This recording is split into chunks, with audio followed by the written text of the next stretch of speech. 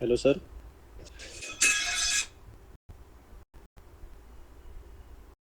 Hello. Yes, आवाज नाही येते sir. yes, wait. Okay, so today we are going to see hypothesis testing. Okay, so basically hypothesis, its words come from the Greek word. It is English word, comes from the ancient of the Greek word.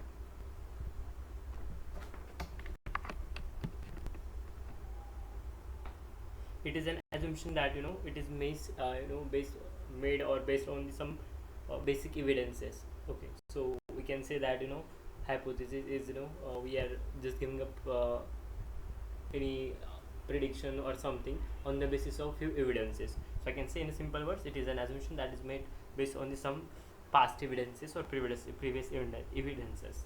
Okay, so professionals typically write hypothesis as if and then statement, such as if someone eats a lot of sugar, they will develop a cavities in their teeth. Okay, म्हणजे काहीतरी for example पाचचं record असेल, कोणी जर जास्त sugar consume करत असेल तर त्याच्या टीथमध्ये कॅव्हिटी होतात. ओके, सो हे एक हायपोथिसिस आहे आणि ते always we define in if and then statement.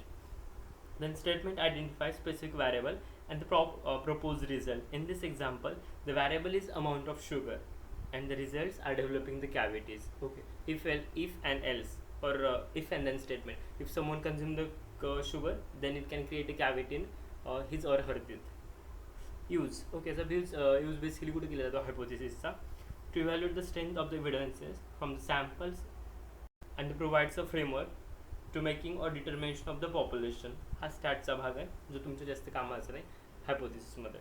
Okay, so C previously आपण नॉर्मॅलिटी चेक करण्यासाठी आपण भरपूर गोष्टी पाहिल्या, लाईक नॉर्मॅलिटी ऑफ रेसिड्युअल असेल किंवा डेटा प्रॉपर डिस्ट्रीब्यूट झाला का नाही चेक करण्यासाठी. Then error is normal distribute आहे का नाही चेक करण्यासाठी पण या गोष्टी पाहिल्या. Then we have also gone through the Gaussian UV bias. Okay, it also gives idea about whether the data has been normally distributed or not. Okay, so basically use of hypothesis again to check the normality of residual in case of linear regression also. Or also we can say that whether data has been normally distributed or not. So all this depends on the hypothesis. So let's start with the hypothesis. So basically hypothesis is nothing but explanation on the basis of limited evidences. Okay, we are providing some explanation to the any POC or proof of concept, or I just given the example of about eating a sugar and creating cavities. Okay, so there are might be the past history or the previous records which indicates the if and then if you do something then this will happen, so something like that. So it's called as a hypothesis. So evidences means the required values.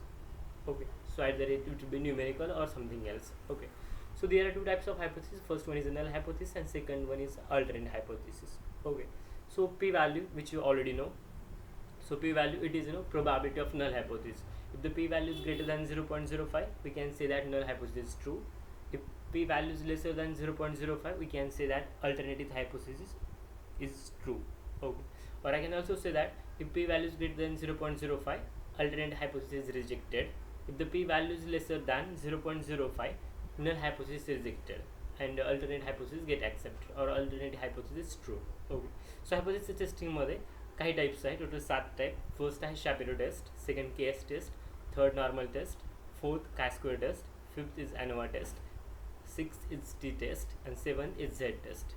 Okay, so type 1 आणि type 2 error आपण क्लासिफिकेशनमध्ये पाहिले होते. Still revising the same concept here. Okay, so हा समजा confusion matrix आहे. Actual value and predicted value, whether if it's actually positive and predicted as is positive, it is true positive. Actually it is negative and predicted as positive, it is a false positive. Actually it is positive and predicted as a negative, it is called as false negative. Actually it is negative and predicted as also negative, it's called as a true negative. Okay, so it's called as a type 1 error and this called as type 2 error. Okay, so coming to the main part again here, hypothesis testing. Type 1, which is also called as FP, false positive, when a true null hypothesis is rejected due to the lack of evidences, or there might be a lack of evidences. That's why we are rejecting a null hypothesis which is actually a true. Then second, or type 2 error, which is also called as a false negative, when false null hypothesis is selected. Okay, by mistake or due to the some the error, we are selecting false, which is in we are selecting a false as a null hypothesis. So that this can be a type 2 error. Now let's go through the one by one test. First is Shapiro test. So we are importing the basic libraries like NumPy, Panda, Matplotlib and Cbun, and import warning. Okay, so after that we are taking a Shapiro test. Okay, so basically null hypothesis true means data is normally distributed, and alternate hypothesis true, it means data is not normally distributed. Okay, again repeating the same thing. The p value is greater than 0.05, it means null hypothesis is true, and null hypothesis it will be true when data is normally distributed and the p value is greater than 0.05. Okay, I can also say that if p value is greater than 0.05, data is normally distributed and null hypothesis is true. When the p value is lesser than 0.05, data is not normally distributed and alternate hypothesis is selected and null hypothesis is rejected. Now from scipy.stats import Shapiro, taking a CSV which we have, medical insurance, reading the same CSV, getting the results. After that I'm plotting the KD plot here. So sns.kd plot, taking one single numerical column, df of age comma fill is equals to 2. If you check, it is not the symmetrical, it is asymmetrical, so I can say that data is not normally distributed. Coming to the second case, which is nothing but the displot. In case of displot, sns.displot df of age, taking again the same column. If you check the displot, it's again shows the asymmetrical, so that's why again I can say the data is not normally distributed. Now taking the same column, but there is the little bit difference, that's why you can see the difference. Here I mentioned the displot, here I am taking the his plot. Okay, so that is the difference. Also if you check the same thing, it again shows that the data is asymmetrical, means data is not normally distributed. Now coming to the coding part. So adding here underscore comma p value is equals to Shapiro df of age, means passing the column name here, where I want to check whether the data has been normally distributed or not for the specific column. So print p underscore value comma p value, or total with the p value, it will get printed for the specific column. If p value is greater than 0.05, I can say that data is normally distributed and the null hypothesis is true. Else print data is not normally distributed, null hypothesis is rejected, and alternate hypothesis gets selected or accepted. Okay, so if you check or run the same code, you will get the value of p like 5.68 something. Okay, and raised to minus 22. Obviously it is lesser than 0.05, that's why data is not normally distributed, null hypothesis is rejected, and alternate hypothesis get accepted. Now coming to the second column, which is called as a BMI. So same parameter I am taking for the BMI. If the BMI value of BMI, I mean the p value for BMI, it's greater than 0.05, then data is normally distributed, null hypothesis is true. If the p value is lesser than 0.05 in case of BMI or the total feature called BMI, then the assumptions or result will be data is not normally distributed, null hypothesis is rejected, and alternate hypothesis get accepted. Result will be like 2.60 and e raised to 0.5. So it's indicate again that it is lesser than 0.05. That's why data is not normally distributed, and all the the print statement will be get written in the output cell. Now taking one random example to check the way the data is normally distributed or not. I'm taking array is equals to np.random.randn. Okay, n indicates in rand n it's no normally distributed. Okay, it gives a sample through that normal distributed curve. All the data or all the data points has been normally distributed throughout its area. So underscore comma p val is equals to Shapiro test, passing the array same array here. So print p value comma p val. Okay, if p value is again greater than 0.05, I can say that data is normally distributed, also null hypothesis is true. Else I can say that data is not normally distributed, and as usually all the remaining print statement also get printed here. Okay, if you check, the data is normally distributed because I'm passing here rand n, which indicates the data has been normally distributed. So output will be the always true. As I can see, null hypothesis is true, data is normally distributed, and the p value is 0.17, means obviously it is greater than 0.05. That's why data is normally distributed. Coming to the second test, which is called as case test, which is also called as full form Kolmogorov-Smirnov test. From scipy.stats import case test. underscore p val is equal to case test, passing the same test name here, df of age column name, and you need to pass here norm, norm. Okay, if you want to check the p value or whether it is lesser or more, then you have to pass the norm, norm. Okay, so print p val is equal to p val, whatever the p value it will get printed here. If again the passing the same condition, if p value is greater than 0.05, data is normally distributed, else data is not normally distributed. The remaining statement will be get printed along with them. Okay, so if you check the p value is 0.05, it means that the data is not normally distributed, null hypothesis get rejected and alternative hypothesis get accepted. It's all about the KS test. Coming to the third test, which is called as a normal test. From some part of stats, import the normal state. Again the same code I am writing here by passing a single column name, p value is equals to normal test, df of age. In previous case just I have added a norm word, okay, but in this case I don't need to add any norm word, just pass a random code which previously we have used, underscore p val is equals to normal test, df of age, then print p val is equals comma p val. Okay, again passing the same logic here, p val is greater than 0.05, I can say that data is normally distributed, else the data is not normally distributed. If you check the results, p value is 0.05, it means the data is not normally distributed, and the null hypothesis get rejected. It means that obviously the alternative hypothesis gets selected or the accepted. Fourth state, which is chi-square test. So basically we use chi-square test as already we know.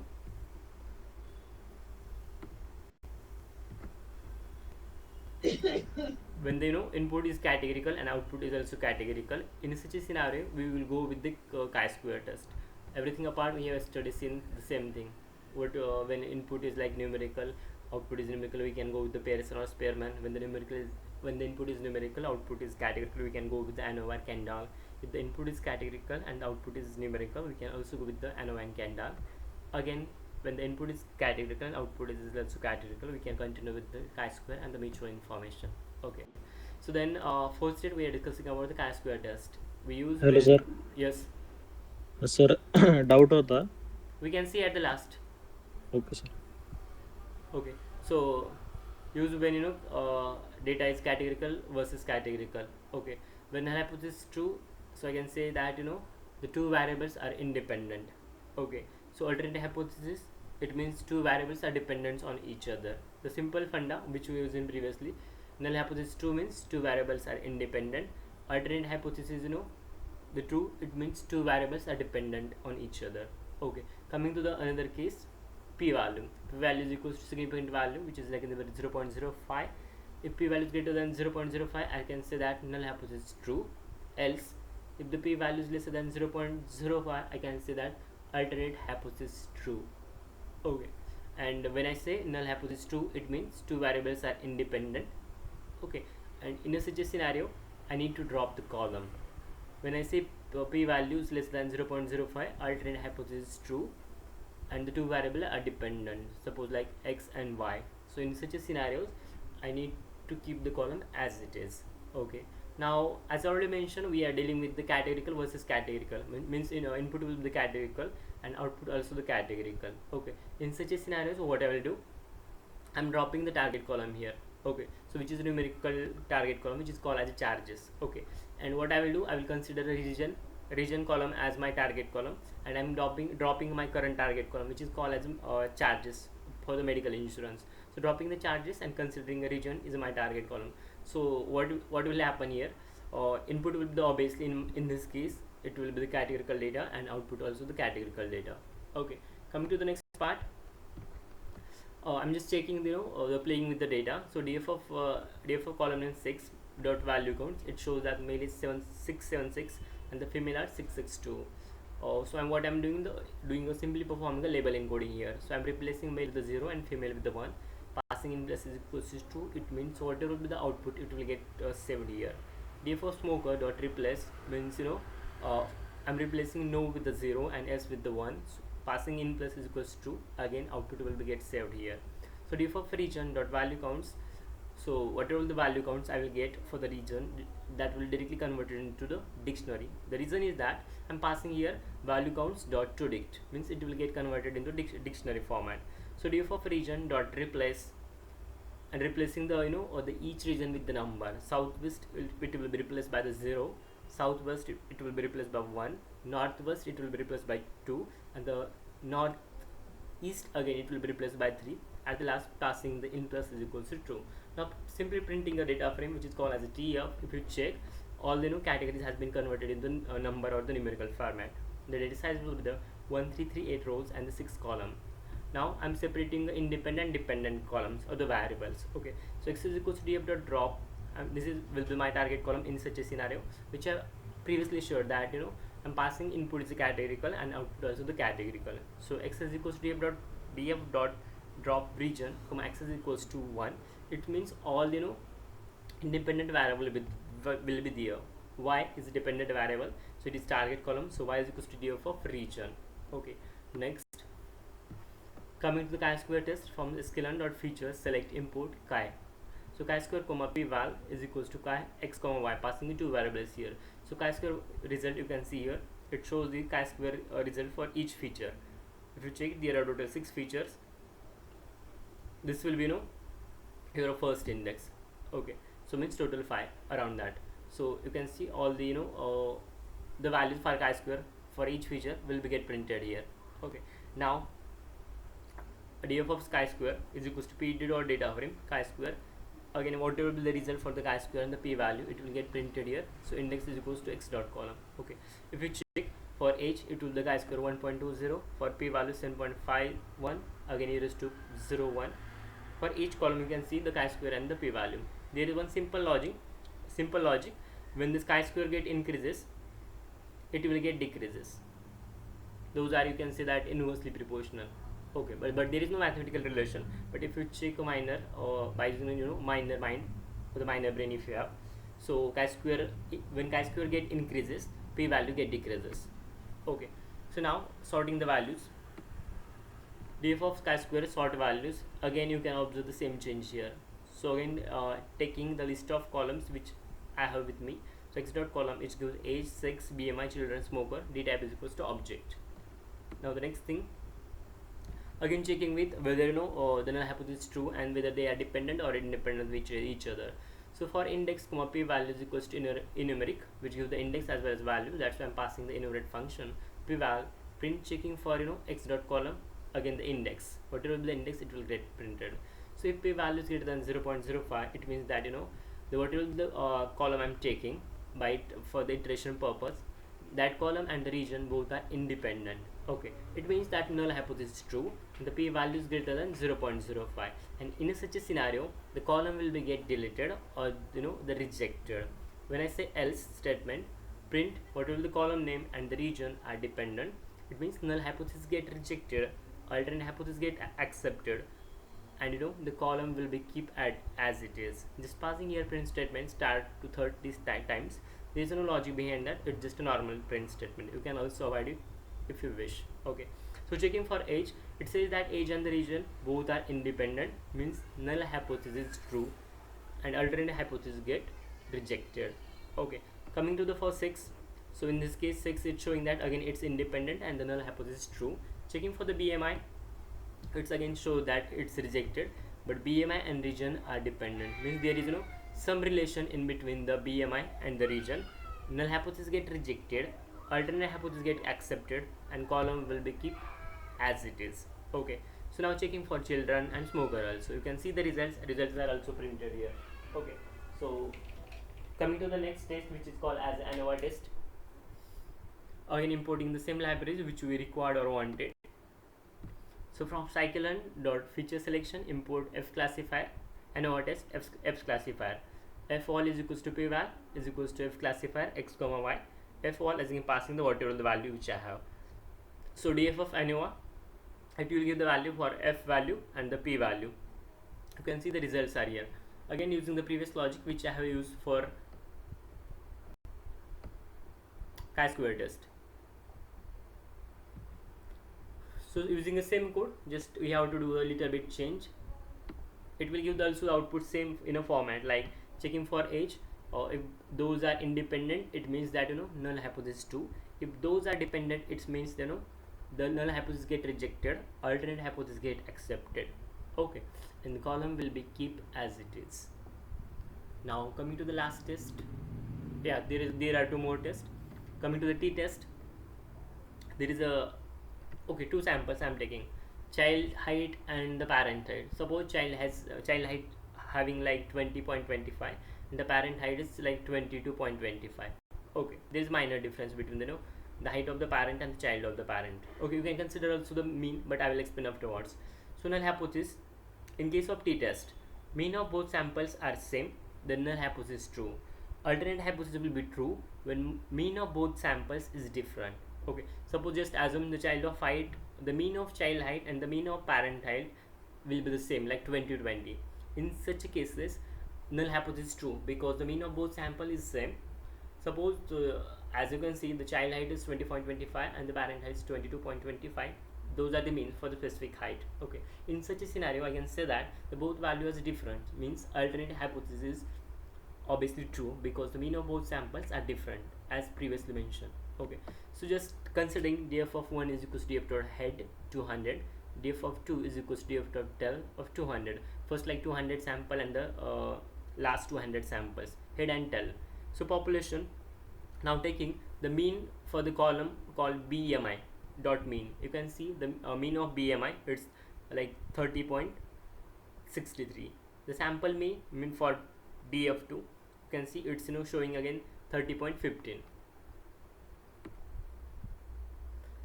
now passing the same thing for the individual column which is called the BMI.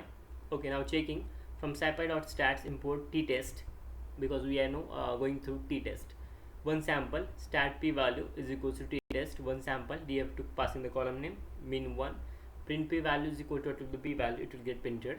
So if p value is greater than 0.05, I can say that null hypothesis is true, else alternate hypothesis is true. So p value is 0.26, obviously it is greater than 0.05, that's why null hypothesis is true. Okay, so coming to the second column now, by passing the mean value exact here. Okay, suppose mean value is 13.15, so passing the same value. Suppose mean value having something different, you can pass also the mean value here. Okay, so instead of passing the mean name, I'm passing here the value of mean. Now you can see there is a like of p value like 0.02, alternate hypothesis true, results are you can observe the same. Okay, alternate hypothesis true means the true or the null hypothesis get rejected and alternate hypothesis get accepted. Last, z test. So from stat models dot stat models, sorry, stats with stats import z test. We are importing the z test from stat models. So df1 is equals to df of dot loc, passing the here no index ILOC from 200 to 500. For df2 I'm taking ILOC from 600 to 200, total like around 200 sample and 300 sample. So population mean for df1 BMI, the population mean around like 30.57. For population mean for df2, the column called BMI, it's around 31.42. Okay, now again using the same logic for the if else, for the p value, if you check the p value, it's 0.04. so alternate hypothesis true because the p value is 0.04, which is less than the 0.05. Okay, so that's why alternate hypothesis true and the null hypothesis is false. Okay, so now taking the mean, df1 is equals to df of ILOC 200 to 500, df2 is equals to 600 to 800, total like 300 and the 200 numbers. So mean of mean 1, what will the value, you can see 30.57, mean of 2, it will be around 31.42. again checking with the null hypothesis, it shows that the p value is 0.04, it means that alternate hypothesis again true, because the reason is the value of p should be if value of p is greater than 0.05, null hypothesis is true, else alternate hypothesis is true and the null hypothesis get rejected. Coming to the now pf5, this portion we have already seen. Okay, now criteria to select the z test or the t test. Okay, suppose I'm taking one scenario or the example. So do you know the population of standard deviation? If you know the population of standard deviation and the sample size is 30, then you can go for the z test. Okay, again arises question another, do you know the population of standard deviation? Yes, we know the population of standard deviation and the sample size is lesser than 30, you can go for again t test, no need to go for the z test.